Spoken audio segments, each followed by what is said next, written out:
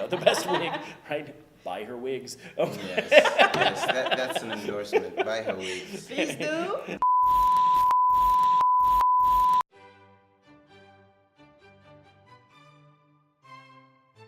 What is up, beautiful people? Welcome back on Ichi Luxury. Your girl Rocha Sangara here with another entrepreneurship talk. If this is your first time to come on this channel, you're very much welcome. Thank you for taking your time and watching this video. And if this is not your first time, welcome back. If you haven't subscribed, please click on the subscribe button and give a thumbs up. If you like what your girl is doing, thank you very much. I appreciate your time, guys. So this is a continuation of a series that we started 2 weeks ago with Professor Scott. I know you've already met the guy. If the video was helpful to you, please write it in the comment. If you haven't watched our previous video with Professor Scott, please make sure you watch them for better understanding, especially the one on pain point, what bothering and frustrating your target market, what's, deprive them from sleeping. And in this video, we're going to teach you how to transform those into a business. From the idea to confirming the pain point to launching and generating money. Yes, you heard that right. To generating money, and how you can save yourself the pain of losing your money by not doing what you have to do before you could launch and have your product or services out there. Let's dive into the video right now. Enjoy till the end. Hello guys, we are back again with Professor Scott Hello? and Joshua. Hi. Today we're going to talk about how to transform your pain point into a business. Okay, so you have done your survey, you have find out that the pain point is real and there is a solution that you have in mind. And so what's next? What's next, Professor Scott? Right, so once you identify that you have a pain point, right, and your clients have a pain point, you've narrowed down who the prospective clients are, then of course you have to go about the business of coming up with the solution, right? Yeah. And, is it going to be a product? Like before we were saying maybe new suits, for the Nigerian young male community in Kenya, right? Or maybe it's wigs, Yes. for women, exactly, right? And that's quite a big business. Quite a number of our students have very large wig businesses, actually, or what do you call it? Alternative hair? Is that what you would call I it? usually call it a wig business. Wig business. Wig business. Hallelujah. Okay. Right? So, but how do you get to that point, right? And there's helicopters going. They're coming to deliver your wigs. From China all the way. All the way here. Exactly, right? So, along the process from going from identifying the pain points and maybe some solution options, right? Then you start this process in design thinking, right? Which is all about coming up with what is your product and what is your service, right? And all along these stages, you want to test it, right? So maybe you come up with a prototype, right? So if it's, like we were talking about before with suits, right? Then what about maybe you come up with some drawings, right, of what the clothing line would be, right? Well, then you get a focus group together, right? And then you have, you sit people down and then you start asking them to interact with these drawings and you see the reaction. But you never have the entrepreneur lead those focus groups because, they're too convinced. These are the best drawings ever. This will be the best suit, the best dress. No, The best wig. The best, there you go, the best wig, right? Buy her wigs. Oh. Yes, that's an endorsement. Buy her wigs. Please do. I've never worn one, but we see it. You're obviously Scott, you've never worn one. No, that would be a really weird day when I wear a wig. Halloween, Okay. maybe we're gonna. Halloween is coming. Maybe, No, yeah. probably Who not knows? so far. Yeah. Okay, so what you would do is you'd have the entrepreneur in the room and listening to the conversation, right? But the entrepreneur should not be listening to what people say, right? So you'd have a friend of yours or someone in an incubator like what we have at USIU or some of these other incubators like NILAB and so forth, actually run the focus group for you and asking people, very objective questions and asking if you were to rate, how does this suit make you feel? Does it make you feel intelligent? Does it make you feel wealthy? Does it make you feel fat? Does it make you feel whatever, right? For you, maybe all of those, I don't know. Right? I'm kidding, right? Okay. So, Except the fart part. Yeah. well, this is your future, watch out. I'm much older, so I was this way in college. Really? Oh my gosh, Ever yes. been tiny on top? I was tiny, yeah. Oh my, And then okay. I found It's probably food. that guy I would with have the killed blue to see eye. that. The guy with the... Which guy? Is he on crack? What's going on here? I don't know. I'm as lost as you are. Okay, so yeah, no, maybe not suits for him, but no more. Okay, so then, and you ask them these questions, and then the person leading the focus group, would be kind of recording the responses and so forth. But the entrepreneur should be more looking, at their faces and seeing when they first see it, do they look at it like this? Are they excited by it? And try to see how the emotion behind it, not listening to the words, right? And again, the entrepreneur would bias it. You like my product, don't you? You like my wig, don't you? That's what they do because they're excited about it. And they're trying to convince you. And it shouldn't be a sales pitch. It should be a feedback session. So, that might be a first phase of kind of a simple prototype or like a visual prototype, would be, maybe some drawings if it's a fashion thing, or maybe if it's a new software. We have this a lot, having some screenshots of what the software could look at and then putting that on a big board, people can see it and getting some initial feedback. And then you might come up with, you might tailor it if it's fashion, and then having people touch it and see the quality and getting the responses. And you can use questionnaires for that or focus groups. But again, the entrepreneur shouldn't push it, right, too much. And then once you get along, you get further and you're ready to actually have people interact with a full product, right? That would be called a soft launch. Right? When you've done all this prototyping and testing, now you want people to actually start paying for it, right? And if, hey, are you willing to buy this suit? Now that you've bought this suit, how do you feel? Do you feel like you overpaid? To what extent did you overpay? Do you think you got a good deal? All of this stuff. That would be a soft launch. And you can make them pay for it or let them use it and take it home and then use it and see how they feel. You could do either one. And later comes a hard launch where you actually do your YouTube videos, you do your social media marketing. I tend to use Twitter for the stuff we use at USIU. We also use Facebook a lot. I had Instagram and I had a lot of weird followers, so I closed that crap down. I was like, what? Yes. Weird people in other continents, Okay, yeah, so I closed that one. Anyway, but whatever works for your business, right? And for fashion line stuff, what we found our students is Instagram, very successful for that. For regular type of products and services, Facebook has been very good for our students to go into launch, and you can, it's easy to tailor the ads to very specific hobbies and interests. So it's not just finding, your target would be a young Nigerian male in Kenya. Your target might also be, well, what do young Nigerian males like to do? You like to eat, probably at Nigerian restaurants, like the one across the street here, right? Maybe you like to watch football. I'm just guessing, right? So you figure out the hobbies, okay, and then you can tailor your Instagram or your Facebook, it's the same company, right? Your ads to those people who like those kinds of hobbies. So it's not just identifying the age and where they live, it's also what hobbies do your target market reach. So for people who sell more professional type of services, we found that LinkedIn for our students is much better at getting access to those kind of services and a much bigger uptick. In fact, we've used it here when we were launching our entrepreneurship program for the master's students, and we were putting full page ads in the different newspapers.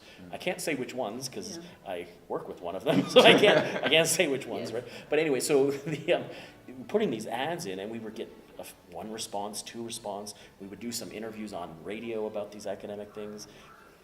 No responses, maybe one. But then we switched about a year later. We were having trouble filling the class. LinkedIn ads, targeted LinkedIn ads, 50 students. Wow. Unbelievable. We were shocked, right? And some of our... Also shocked. Yeah, it was surprising. And, because we tried Facebook, it didn't work. Because at Facebook, it wasn't people use Facebook for personal things, and they use LinkedIn for professional things. So they weren't thinking, Facebook, I want to study. They for this entrepreneurship stuff, they were with LinkedIn. So you do all that in your hard launch. Okay, and the hard launch is when you're ready to be public about it, you've perfected a lot of the business model, and you're ready to start selling, and you know that the feedback is fairly positive. But if you're not too sure, then don't tell people you're launching. Like with you, you're dealing with a product that's a little more simple, right? You know, it's wigs, and you care about quality and how to get reliable supply and all that, right? So you can launch a little sooner. But someone who's doing a little more complicated product or service, and the hard launch should be a little later. So I hope I didn't put you all to sleep with that long discussion. Okay. No, this is exactly what So, we need, actually.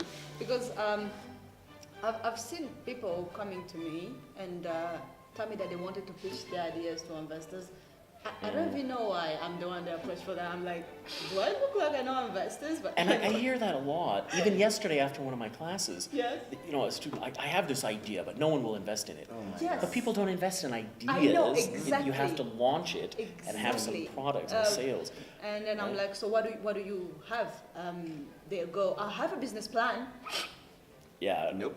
Ain't gonna take me Okay. nowhere. And a lot of research shows that you shouldn't do business plans before you launch. Actually, Exactly, it actually exactly. makes your mind to, you know, kind of like our other video with divergent thinking. Yeah. Exactly, it makes it more narrow. Exactly. And so forth. So. People forget most of the time that they need to work on their business model first. You know, we're gonna actually have a series about a business model. I have to teach a few things about Oh, yeah. business model canvas Yeah, so that exactly. people can, know exactly how to go about Right. it. And the business But- model canvas is useful if you Yes. go through the pain point Exactly. thing first, Yes. and then you move to the canvas. And I think a lot of people jump right to the canvas Yeah. because it's so exciting. Who are my customers? How am I going to make money? Yes. Yeah, but who are you going to sell to? To, Or do they really exactly. have that pain? And a lot of people skip that. Yeah, that's why I So- wanted to have this before I start the business Great. model canvas Great. series. I think this was important for everybody out there who want to, pitch to investors or even raise their own money and start their own business. How do you get from the idea in your head to implementing it, to seeing it come to life? And this is the things they need. It might sound long and maybe boring, as you said, but it is important. You cannot bypass it. That's a good point. You can't bypass it. A lot of people try, Yeah. and then they waste money, and it's such a Exactly. problem. And sometimes once they launch and they're getting a little bit of sales, then an investor puts money into it. And then they fail because they really didn't understand the customer right. So they've not just lost their money, they've lost their family's Somebody money, else's they've money. lost an investor's money. And then they're kind of tagged in the industry as, Reputation is gone. no one wants to put money in. No. I mean, if you're selling suits to Nigerian young men in Kenya and no Nigerian young men in Kenya are Gonna buy buying it, from you. and you don't give back your bank loan, you don't give back the Oh my investor money, gosh. you're done. Everybody knows you Well, now. at least you have suits. But what you gonna do with them, right? Yeah, well, what could I wear with suits that are your size? I mean, Yes. I put them around my feet. I can't fit in those. Yeah, so, but yeah, you can look at a silver lining. But then also, I guess, don't be afraid to fail, right? I mean, A failure lot is of people fine, and actually you fail. and you learn to fail, Yes. right? But if you fail for the simple reason, like you didn't really see if people actually wanted it, that's kind of like, really? Yes. Right, and most people, with businesses, they often have one of two constraints. They're going to have startup businesses. They're going to have marketing constraint, getting people who are in that demographic to be aware of it and buy it, or operational constraint. An operational constraint. They can't fulfill orders. There's, like it's for you. Like maybe you got people excited about wigs, Yes. but then you could only get 2 a year or something ridiculous, know. right? That would be an serious Yes. operational problem, right? But what if you're the best tailor in the world? You can generate like 200 suits a month, but no one knows about it. No one wants it. Or if they know about it, they don't want it. Yes. If they know about it and they don't want it, then There they is did no- not have a pain point. Yes. It's a There is no colossal pinpoint, waste of There time. is no business there. Totally. Just stop the madness. Exactly. I mean, and it's Just- harsh. yeah. I know it's harsh, Right. but you need to stop it. It's I easier. had to let go of some of my business ideas that I worked on for over a year sometimes because at the end of the day, You did. I remember one of the businesses Yes. you did, and you had some issues with you and your business partner had different, he wanted to take it this way, you wanted to take it that way. Yes. And then it was actually a brilliant, I'm not going to say what the was. solution was. It Yeah. was brilliant. And I but actually pitched it to investors. They you really did. liked They it. liked it. But I think then it became who would pay for it? It was Yeah. almost like a public service, Exactly. which to this day I still think we need it. I think that could have even solved some of those issues with Moy girls. Yes. That horrible situation of, I'm not going to say what it was in the I news just read it in the recent. news this Yeah, morning. it's terrible. I think your solution would actually solve some of that and access to school campuses. Anyway, so but that raises another thing with business. A lot of entrepreneurs get that tunnel vision. My product is the best. Yes. Just people don't know about it. Well, even if they know about it and they're still not buying it, then they don't think it's the best. Yeah. So to avoid some of that tunnel vision and so forth, I know Sam Gishuru at NILAB, he has a very good talk about this. And at NILAB, they don't want to fund you unless you have, at least 2 of you who are founders, right? 2 of you as partners going into the business, and not more than 5, right? And we took Sam's methodology, and that's what we use at USAU. So in our incubator, if you're only one person, you're not going to succeed. You're going to get tunnel vision. You're going to, it's going to be too much work. Yes. Right? It is I too mean, much work. someone who's good at making the suits for a Nigerian young man might not be the same one who can sell it or do the accounting behind it. But if you have more than 5, what Sam always says is, if that means you don't know how to tell your friends no. Yeah. So you're not strong enough to tell people no. We have enough, right? So you just let your whole high school friends, onto your business. So here comes the and so aspect forth. of team building. Right. So Yeah. and that's kind of true, and we kind of see that, and quite a lot of research kind of backs that up. What Sam is saying, between 2 founders and 5 founders, 2, 3, 4, or 5, and that seems to be successful. Amazing. I love something you said. It's actually okay to fail. If you've been watching me, then you know how many times I failed. I say that all the time. I failed 1,000 times. But Me too. I had so many greenhouses, and no one would buy the damn tomatoes. I mean, because they weren't the right size and all this stuff. Oh gosh. what do you even mean Yeah. right size? What is right size It was, for and tomatoes? then when the greenhouse tomatoes, they're not the same color inside as store-bought ones, and then the water fails, and then they taste different. Oh my gosh. Yeah, just so I many couldn't, aspects I to sold look that thing, man. I couldn't get out of it. And so I'm doing what I teach. That's what I can do. If I try to sell you a fruit or something, don't buy it, because I don't know anything about agriculture. You heard the man. Yeah. Don't buy from Scott. Don't buy fruits from Scott. Yeah, we can buy things from me, just not food related, because I'll eat the best ones already. Yeah, it is. So there's something I usually say, fail early, fail cheap. Ta-da! Everybody's happy. That's actually You a know? phrase. So That could go on a T-shirt. I know, man. I should do that. I should make t-shirts. What was that? Fail cheap. early, fail Fail cheap. cheap, Yeah, yes. that's good. And Yeah. and some research shows, and you've probably heard of this. These are famous quotes, but you don't do the big business on the first try, second try. It's usually after 3 failures, Exactly. then you're launching something that's actually could be sustainable, right? So how many failures are you on? I'm at about 4 now, so I should be. The next one should be I great. think I'm at 5. Are you? Yeah, but you had some success in it, and you're at 0. No, I'm kidding. You should He's ask the me youngest how many one. trial first. Yeah. I'm still in 1. One. Okay. That's okay. So guys, I hope this was helpful for you. And again, comment, okay? Interact. Tell us what are your feelings. I will always say that at the end of a video. I will always say that. So get used to it. Get ready for it. And subscribe, of course. Click on the notification bell. From next week, we're going to start the business model canvas. I'm really excited about it. You should be excited about it. It is amazing. Professor Scott taught it to me, I think 4 times or 5. Yeah, you've been to a lot of trainings in this. A lot Yeah. of training, and I have seen how important it was, and I believe you all need that. As we said, those things are important. They might be boring and all that, not exciting. What do? I'm an entrepreneur. What have you done so far? Well, I do my research. That is not attractive, but it is important. It is a requirement if you want to succeed someday in the future. So stay tuned, and special thanks for Professor Scott for taking his time and coming here and teaching you guys, teaching me again, teaching Joshua. Thank you, Joshua, for coming on the show again. And let us know if someday you will want Professor Scott to come back again. I know you all will. You're going to be like me. I cannot get I'm over sure they're his tired of teachings. me by now. I don't think they are. Anyway, thank you so much, guys, and see you next time.